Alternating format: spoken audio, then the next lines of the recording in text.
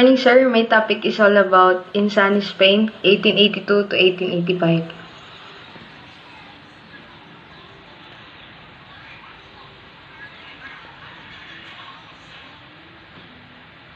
Disgusted by the Dominican professor's antiquated way of teaching Filipino students, Rizal chose to resume his studies in Spain.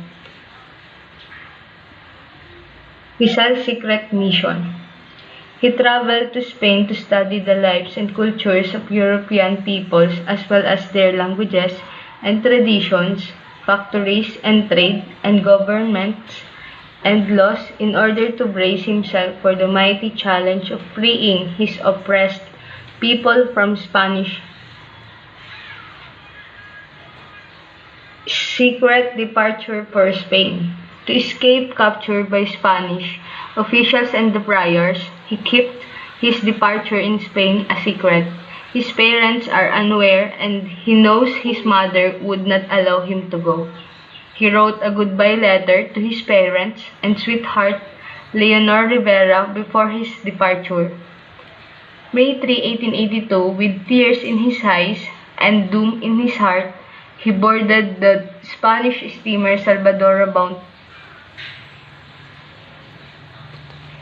Singapore. He closely watched the people and objects on board the steamer during the journey to Singapore. Rizal played chess with his fellow travelers who were older than him to relieve his boredom, and since he was excellent at from Singapore to Colombo. Rizal was moved to the Gemna, a French steamer in Singapore. It was a bigger, cleaner ship and could carry more passengers. Since it was a French ship, the majority of the passengers spoke French. He tried to converse in French with his fellow passengers, but he was shocked and humiliated when he discovered his book, which he had studied at 8. From Singapore to Colombo. He improved his understanding of various languages by conversing with the French passenger on a regular basis. He delightfully scribbled on his diary, "Colombo is more beautiful, smart and elegant than Singapore, Point Galle and first trip through Suez Canal." For the first time, Rizal sighted the barren coast of Africa, which he called an inhospitable but famous. At Port Said, the Mediterranean terminal of the Suez Canal, Rizal landed in order to see the Naples and Marseilles. His first impression of Barcelona was unfavorable. He thought that it was ugly, with dirty little inns and inhospitable residents. Later, he changed his bad impression and he found it to be really a great city, with an atmosphere of freedom and liberalism, and its people were open-hearted, hospitable, and courageous. Amor Patrio. In Progressive Barcelona, Rizal wrote a nationalistic essay entitled Amor Patrio, or Love of Country. His first article written on Spain's soul, Amor Patrio, was under his pen name Laong Laan, appeared in print Diaryong Tagalog on August 20, 1882. Manila moves to Madrid. Rizal learned of the cholera epidemic that was ravaging Manila and the provinces while on vacation in Barcelona. A large number of people had died, and more were dying every day. Another heartbreaking piece of news from the Philippines was Chengoy's chatty letter about Leonor Rivera's anguish at the life in Madrid. On November 3, 1882, Rizal enrolled in the Universidad Central de Madrid, or Central University of Madrid, in 2 courses, medicine and philosophy and letters. He budgeted his money and time. He lived frugally, spending his money on food, clothing, lodging, and books, never wasting a Sheta for gambling, wine, and women. He spent his leisure time reading and writing at his boarding house, attending the reunions of a Filipino student at the house of the Paterno brothers, and practicing fencing and shooting at the gymnasium. Romance and Consuelo Ortiga A. Perez. Rizal was not a handsome man, but he possessed an aura of charisma due to his many splendored talents and double characters, which made him attractive to romantic young women. Before his romance with Consuelo could blossom to a serious affair, he suddenly blacked out for two reasons.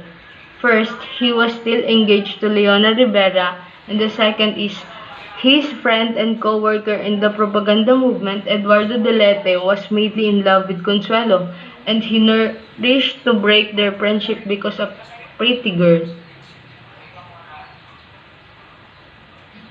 They asked me for verses.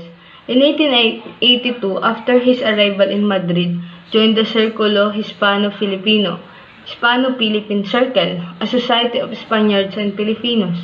He wrote a poem entitled Me Piden Versos, or They Asked Me for Verses.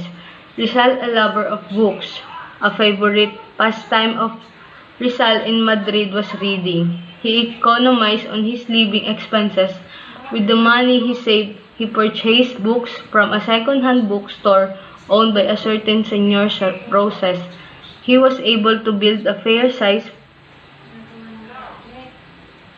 Rizal's first visit to Paris 1883. Rizal was mistaken by the Parisian as a Japanese. The prices of food, drinks, theater tickets, laundry, hotel accommodation, and the transportation were too high for his slender purse, so that he commanded a letter to his family. Paris is the costliest or costliest capital in Europe. Financial worries. After his departure for Spain, things turned from bad to worse in Calamba. The harvest of rice and sugarcane failed on account of drought and locusts, and the manager of the Dominican-owned hacienda increased the rentals of the lands cultivated by the Rizal family.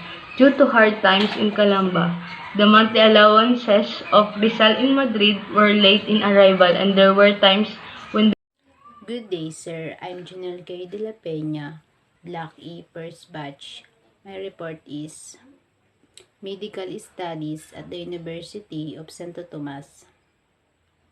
Doña Tidora posed the idea of sending Rizal to university to pursue higher education because she was aware what happened to Gam, Barca, and feared of might would happen to Rizal. Rizal was surprised by his mother's position, who was a woman of education and culture. Despite her mother's opposition, Don Francisco told Veciano to accompany Rizal to Manila. Rizal, April 1877, enrolled at UST, taking the course of philosophy and letters reason. His father liked it. He was still uncertain as to what career to pursue. Pablo Ramon, rector of the Ateneo. 1877-1878, Rizal studied cosmology, metaphysics, theodicy, and history of philosophy during his first year term, 1877-1879. Rizal took up medical course upon the advice of Ateneo's rector to study medicine. Reason to be able to cure his mother's growing blindness. While Rizal was studying at UST, he also studied in Ateneo. He took the vocational course leading to the title of Perito Agrimensor, expert Surveyor. He excelled he excelled in all subjects in the surveying course, obtaining gold medals in agriculture and topography. Vocational course. Number 1, agriculture. 2, commerce. 3, mechanic. 4, survey. November 25, 1881. At the age of 17, he passed the final exam in the surveying course but could not be granted the title as surveyor because he was underage. November 25, 1881, the title as surveyor to Rizal extracurricular activities. Number 1, President Academy of Spanish Literature. Number 2, Secretary Academy of Natural Science. 3, Secretary Marian Congregation. Segunda Katigbak, Miss L. Pair with seductive and attractive eyes. The sweet memory of Segunda was still fresh in his heart. His father did not like the family of Miss Eleonora Orang Valenzuela, a medical student from Calamba, Laguna, the charming daughter of Capitan Juan and Capitana Sanday Valenzuela, tall girl with a regal bring. Fearing Rizal sent Leonora a love notes written in visible ink. Leonora Rivera, April 11, 1867.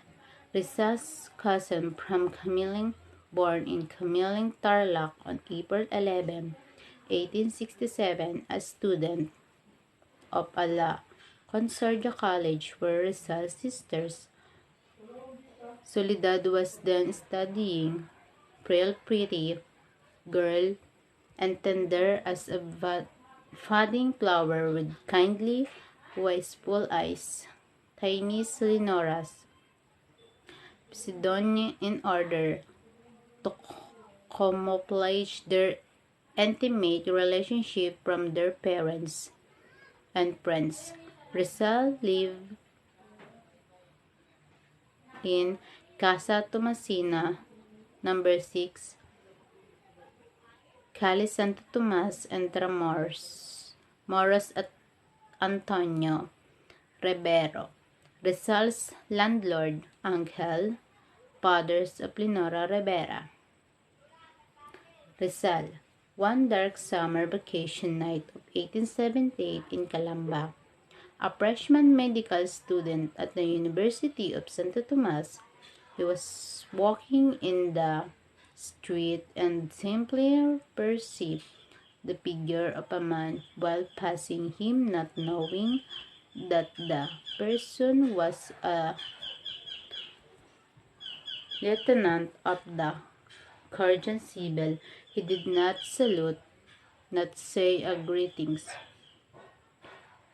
With a snarl, he turned off on Rizal's, wiped out his word, and brutally slashed his back. March 21, 1887. Rizal reported the incident of General Primo de Rivera, the Spanish Governor-General of the Philippines at the time, but nothing came out because he was uninjured and the accused was a Spaniard.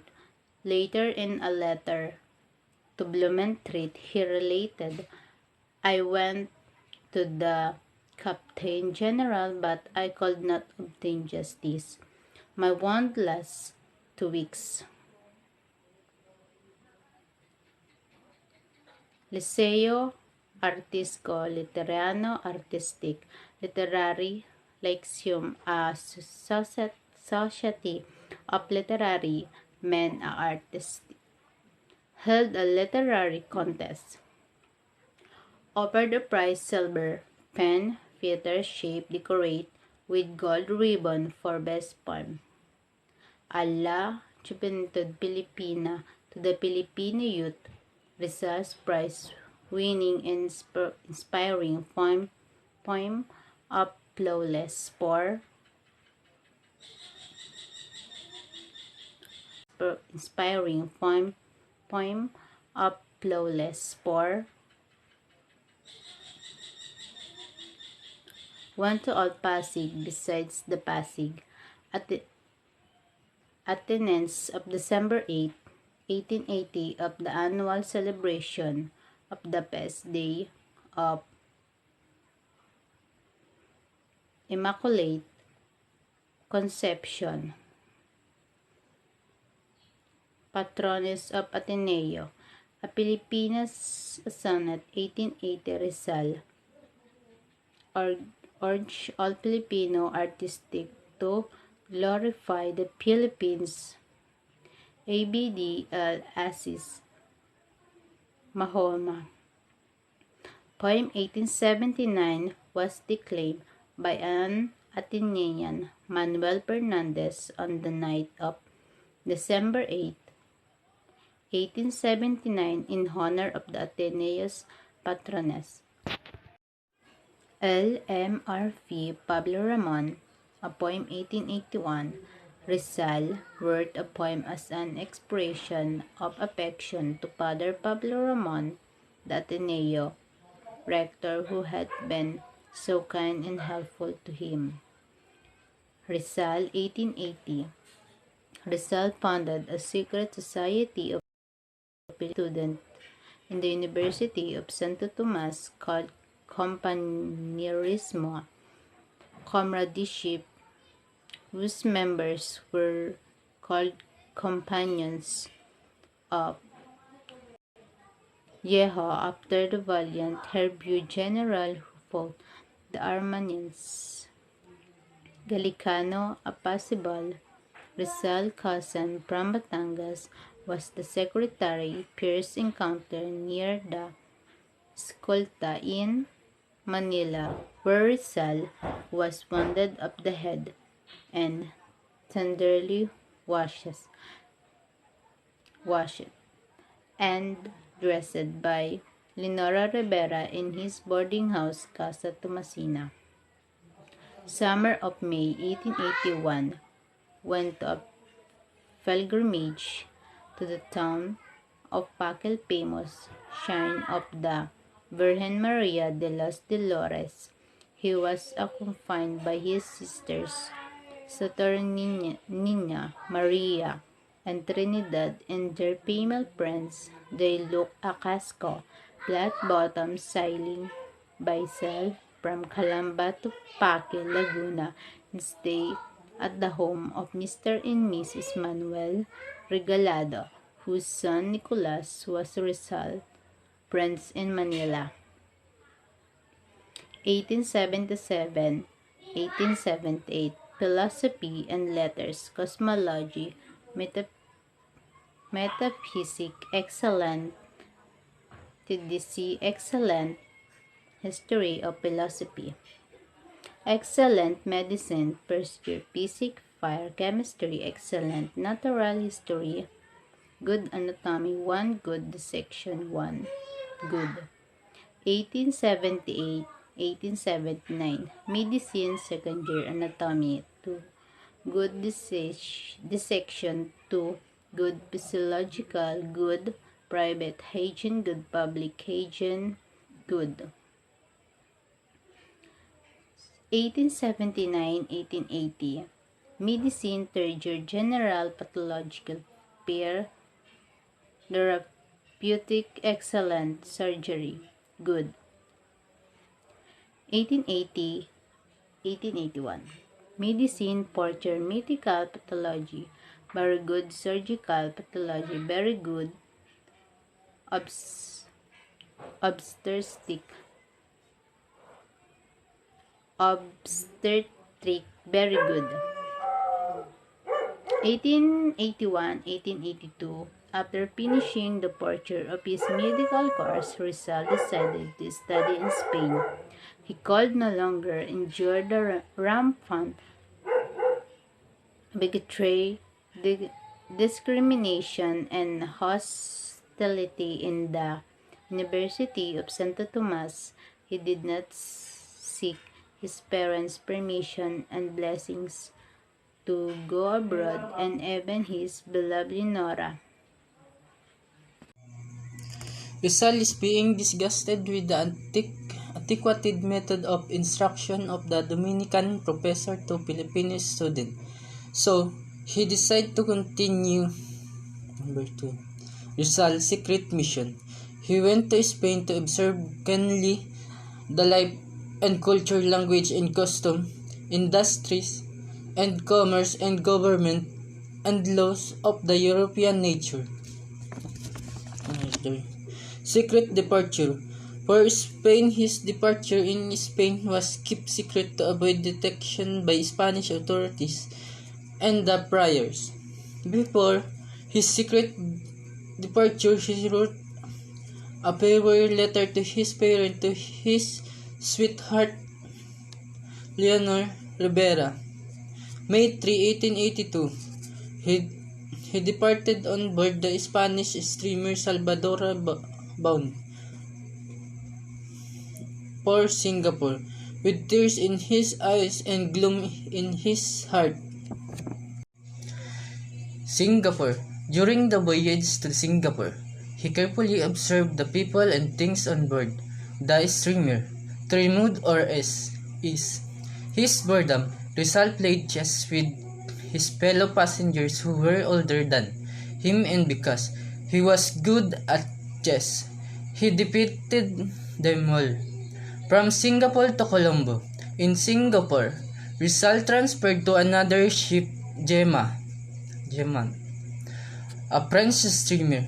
It was a large and cleaner vessel which carried more passengers on board because it was French vessels and the majority of the passengers were French speaking.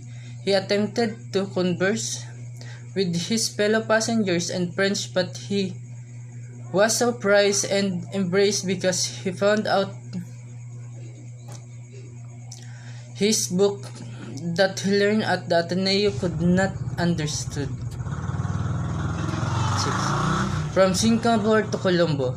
By conversing daily with the French passenger, he was able to prove his knowledge. Different language he delightful scribed on his diary. Colombo is more beautiful, smart, and elegant than Singapore Point Galley in Manila. First trip through Suez Canal. For the first time, Rizal slighted the barren coast of Africa, which he called an inhospitable but famous. At Port Said, the Mediterranean terminal of the Suez Canal, Rizal landed in order to see the interesting sight, Naples and missiles. His first impression of Barcelona was unfavorable. He saw too that it was ugly, with dirty little inns and inhospitable residents. Later, he changed his bad impression. He found it to be really great city, with atmosphere of freedom and liberalism, and its people were open-hearted, hospitable, and courageous. Rizal at the University of Santo Tomas. 1877 to 78. Rizal finishing the first year of a course in philosophy and letters. He transferred to the medical course. Mother's opposition to higher education. Rizal had to go to the University of Santo Tomas for higher studies, the Bachelor of Arts course. Don Francisco and Pasiano, who wanted Jose, pursue higher learning in the university. Rizal enters the university On April 77, Rizal, who was then nearly 16 years old, matriculated in the University of Santo Tomas, taking the course on philosophy and letters. Rizal enrolled in this course for two reasons. Number one is his father liked it. Number two, he was still uncertain as to what career to pursue. Fr. Pablo Ramon, rector of the Ateneo, who have been good to him during his student days in that college, asking for advice on the choice of career. 1877 to 78, Rizal studied cosmology, metaphysics, theodicy, and history of philosophy in the University of Santo Tomas during his first year term. 1878 to 79, Rizal took up the medical course. Finished his surveying course in Ateneo, 1878. 1877 to 78, Rizal took a vocational course leading to the title of Perito Agrimensor, expert surveyor. And on November 25, 1881, at the age of 17, Rizal passed the final examination in the surveying course. Dominicans, who loves and inspire Rizal to ascend to greater heights of knowledge. Leonor Valenzuela, Rizal met her when he was a sophomore student at the University of Santo Tomas. She was a charming Manila girl who was living next door to Rizal's boarding house. Romances last 1 year. Leonor Rivera, the beautiful daughter of his landlord Antonio Rivera. Rizal fell in love with Leonor. Tender romances lasted 11 years, 1879 to 1890. Juventud Filipina. To the Filipino youth, poem entitled by Rizal, the prize-winning poem, 1879, Liceo Artistic. Literario, Artistic Literary Lyceum of Manila held the literary contest. Victims of Spanish officers' brutality. Rizal was a freshman medical student at the University of Santo Tomas when he experienced Spanish brutality. General Primo de Rivera, Spanish Governor General of the Philippines, March 21, 1887, a letter to Blumentritt. Literary contest to commemorate the 4th centennial of the death of Cervantes. Don Quixote, Spain's glorified man of letters and famous author. El Consejo de los Dioses, the Council of the God.